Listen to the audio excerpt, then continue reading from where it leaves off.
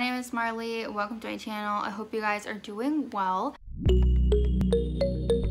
Today we are going to be doing my November wrap-up, so talking about all the books I read in November, and spoiler alert, I read 10. So 8 novels and 2 manga. Actually, let's see if there's any interesting stats here. So for November, as I said, I read 10 books, which amounted to about 3,124 pages. My average rating was 3.85, and I read 5 own voices. In terms of genre, I read 2 contemporary, 1 fantasy, 1 horror, 1 mystery, 1 romance, and 4 thrillers. So kind of all over the place. For format, I was even between ebooks and physical, 5 each. For audience, I read 3 adult books and 7 YA, and I read from 3 Asian authors, 1 Black author, and 6 white authors. Alright, now I'll talk about the books from the order of my least favorite to my favorite, as always. So first off, we have Arsenic and Adobo by Mia P. Manansala. And I read this book along with quite a few others in a reading vlog where I read books that had type 1 diabetes representation in them for National Diabetes Awareness Month, which was November. So check that video out if you haven't already. It's really long, but I appreciate it if you watch it. This is a cozy mystery book. It honestly was a pretty popular book, but unfortunately I had to give it only 2.5 stars. It was just not it for me. So it's about our main character who has this bad breakup and everything, and she ends up having to move home and helping out with her family restaurant. And that's what she's doing, and it's kind of her goal to be like a baker. That's her passion, and she is actually Filipino American, so her family's restaurant is like a Filipino restaurant, and she has this ex-boyfriend who is a food critic in their little town and always like writes really bad reviews about their restaurant. And then he ends up coming in one day to eat with his dad, and he ends up dying after eating the food that they have given him. And so our main character and her family sort of become suspects in this guy's death, because obviously it's very suspicious that he died right after eating their food, and you know, they kind of have a motive for wanting him dead because he did such poor reviews about the restaurant. So as with all cozy mysteries, I only read a few of them now, but it follows the same kind of trajectory where our main character kind of becomes a suspect, and so to clear her own name and because you can't really trust the police or whatever, she's kind of trying to figure out this mystery, follow the clues, and solve it so that her family's restaurant can open up again. Again, with all cozy mysteries, there's some tropes of, you know, multiple love interests, a kind of love triangle going on, a lot of like quirky characters, a lot of different like suspects and stuff going on. And unfortunately, those elements were just not as fun as they have been in some of the other cozy mysteries that I've read. I'm sorry, I can't help but to compare. And a lot of things were just too unrealistic to me without being in a fun way, like in Finley Donovan or something. I feel like our author kept forgetting that things were set up, like our character was supposed to meet someone for lunch, and then she'd remember later and then just be like, oh yeah, I forgot to meet that person for lunch, and then like move on. And I'm like, why was that even like talked about then? Like, and then I saw a review say how like the characters would just move on from the deaths and the attacks like so quick that it just was not realistic. It was not very funny in my opinion. Also, the diabetic rep was not good, which was something I was really kind of judging for the purpose of my vlog and everything, so it just couldn't get that good of a rating from me. Next, we have The Mistletoe Motive by Chloe Liese. This is a holiday romance, so if this sounds good to you, you might want to pick it up soon because it's sort of that time of the year now. But this is following our 2 main characters who work at a bookstore, and they're very much like a grumpy sunshine relationship, which is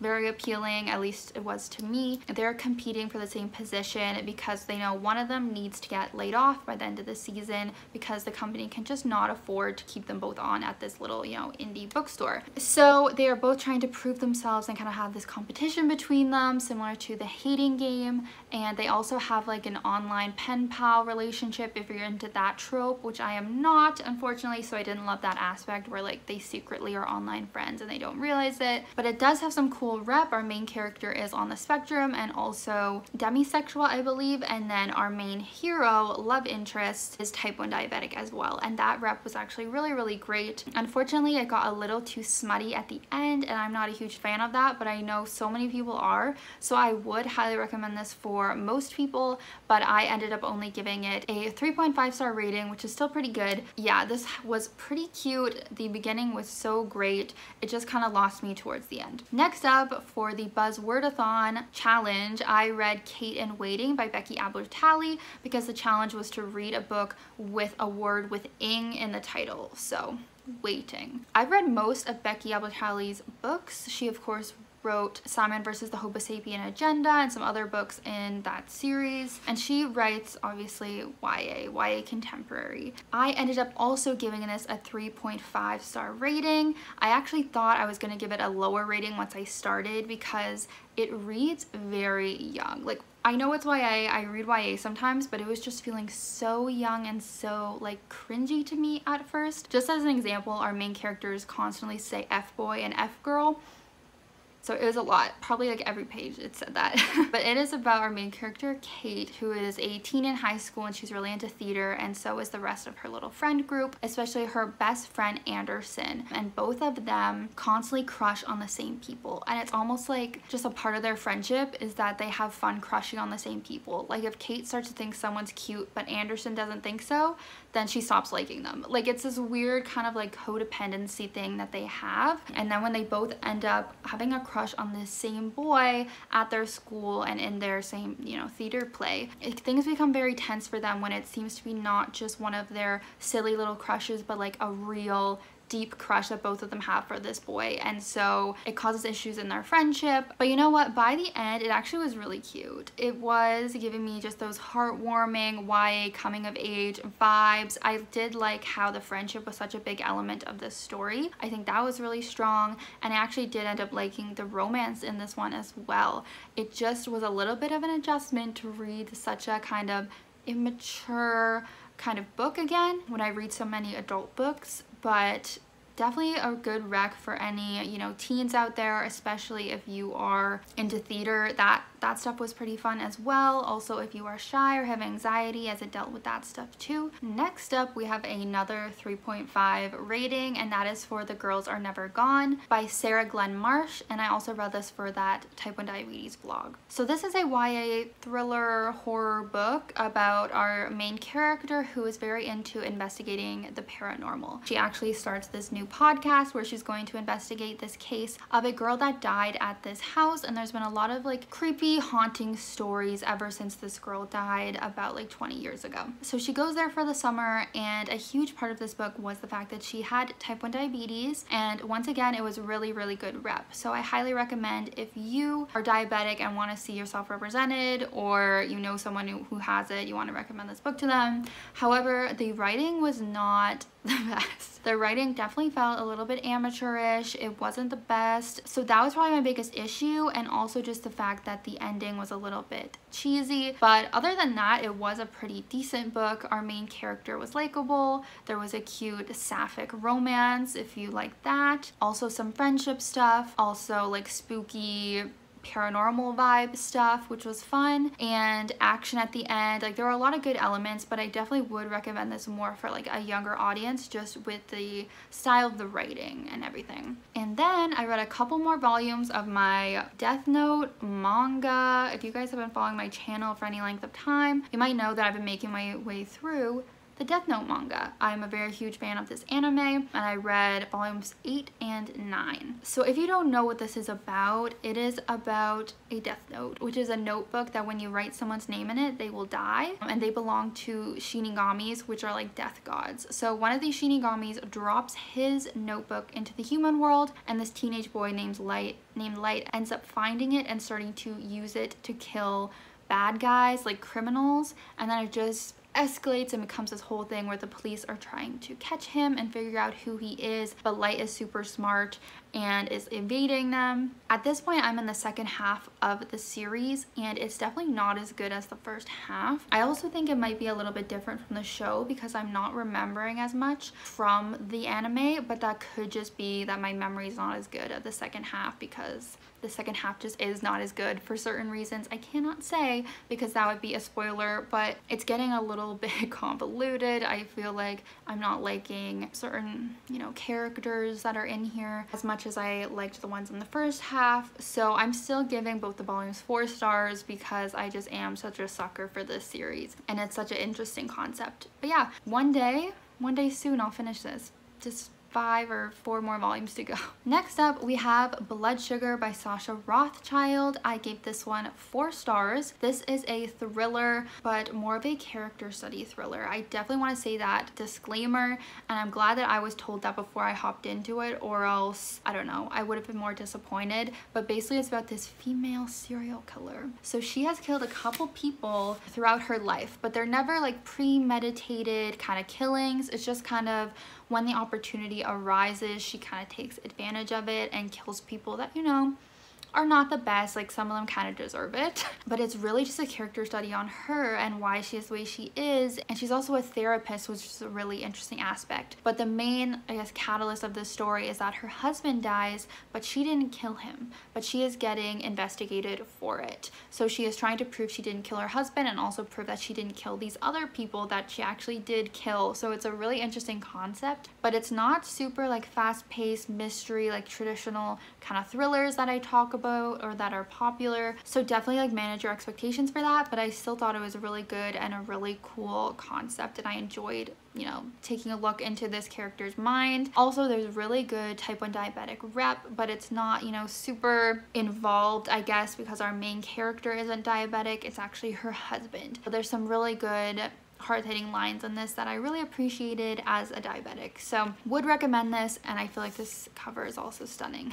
The final diabetic book that I read this month was Sweetblood by Pete Hautman. I love this cover. I think it's so cool, but this is a very like niche book recommendation. I don't assume many people are gonna go out and buy it, but I really enjoyed it and gave it 4 stars. It's about our main character Lucy, who I think she's like 15 or something, and she is a type 1 diabetic, and she has this whole theory involving vampires and how she thinks that type 1 diabetics are vampires. She's really struggling with her diabetes. She's going through a hard time with that. She's struggling with her mental health, and she ends up turning to the internet and these online chat rooms where they talk about vampirism, and she ends up kind of getting too close to some people that she shouldn't online. It's a very quick book. It's very much YA, but also giving like middle grade vibes. Like, it's pretty, again, immature in like its style, but it was still really enjoyable to me. Again, as a diabetic myself, I found it really, really relatable. So I would recommend it mostly to other, you know, young people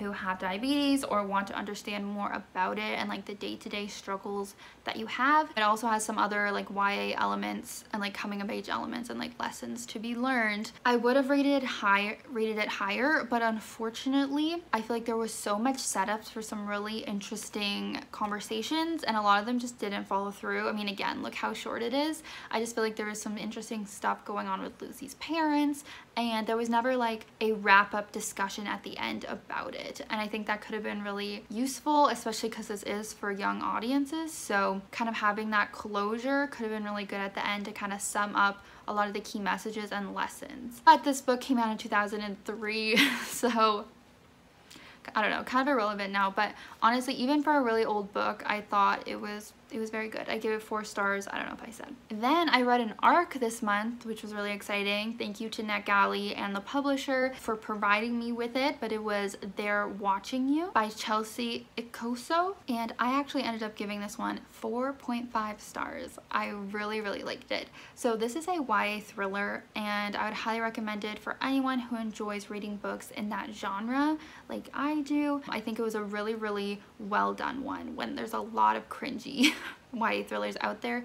I feel like this is one of the better ones. It has a lot of good tropes, which you'll hear as I explain the synopsis. We're following a main character who's attending this boarding school, and she has a lot of pressure on her as an athlete and to get good grades because she comes from a not very well off family, so she's relying on scholarships, but she's surrounded by a lot of rich kids. So classic setup. She has this best friend who she thinks she's really tight with, but then this best friend ends up kind of ditching her for this other girl, and then soon after her best friend disappears. So she is obviously very suspicious and worried about her friend. No one else seems to really be worried about where this girl went. They just think she ran away. But when she finds this invitation in her friend's belongings to this secret society, she starts investigating the secret society that is on campus, ends up getting invited into it, having to do these different like trials and tasks and like take place in a competition to try and get into this society. And she's motivated by finding answers about where her friend is. So I loved that. I loved the boarding school premise. I loved the competition.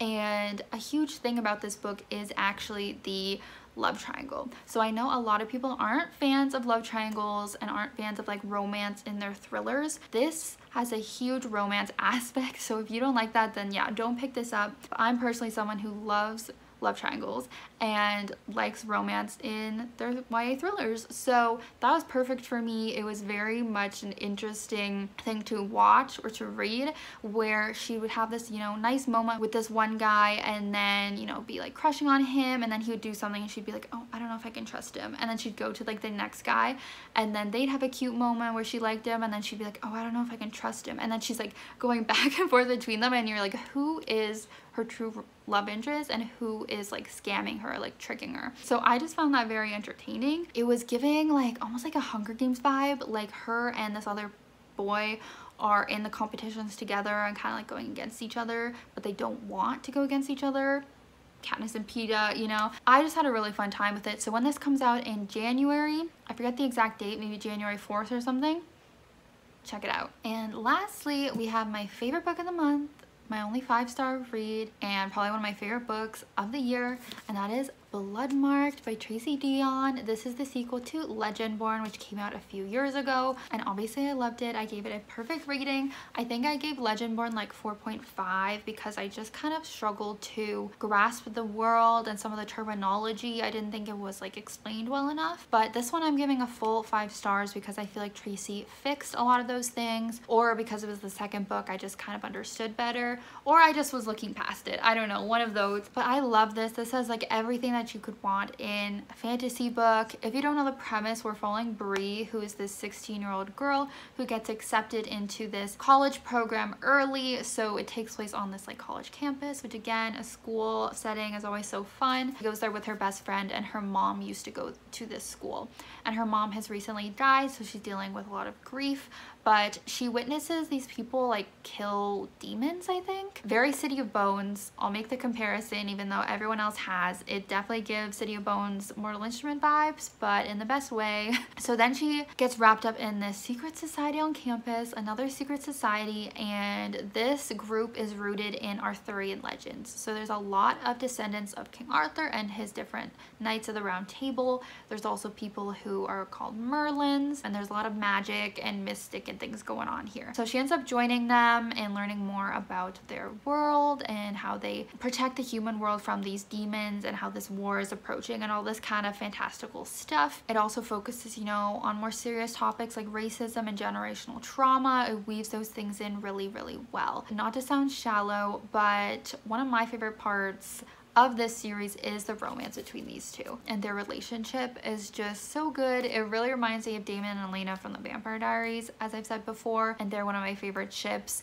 Just their bicker and bantering and like hating each other, but also like loving each other and having this attraction and friendship. Like, it's just perfect. So if you're into that kind of ship or romance, then you should read this. Just so much tension, so much angst. I think that's why I love the romances and YA fantasy so much, is because they're so drawn out and like slow burn and angsty, whereas in romance books it's just like too quick and cheesy and stuff. So yeah, just absolutely loving this series. The Legendborn Cycle is the name of the series, and I cannot wait for book 3. Oh, I don't think I said I did a whole reading blog for this with all my spoilery thoughts. That's on my channel, so if you've read this, definitely go check that out. This was just my non-spoiler review. But yeah, definitely a must read for any YA fantasy readers out there. So that concludes my wrap up. Thank you guys so much for watching. I hope you're having a great day. Please leave me a like and comment below if you feel so inclined. Let me know if you have any thoughts on these books, and I'll hopefully see you in my next video. Bye!